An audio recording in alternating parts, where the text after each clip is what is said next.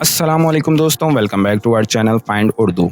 Systematic का मतलब है मुनज़्ज़म तरीके से कोई काम करना।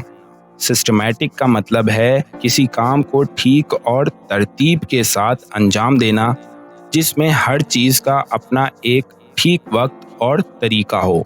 ये आम तौर पर काम के प्लान और तरीके के लिए यूज़ होता है, जैसे कि किसी प्रोजेक्ट को स्टेप बाय स्टेप सिस्टमैटिक तरीके से कंप्लीट करना। फॉर एग्ज़ाम्पल, उसने अपना काम बहुत ही सिस्टमैटिक तरीके से अंजाम दिया ताकि सब कुछ आसानी से हो सके। He approached the task in the systematic way to ensure success. उसने अपना काम को कामयाबी से अंजाम देने के लिए सिस्टमैटिक तरीके से किया।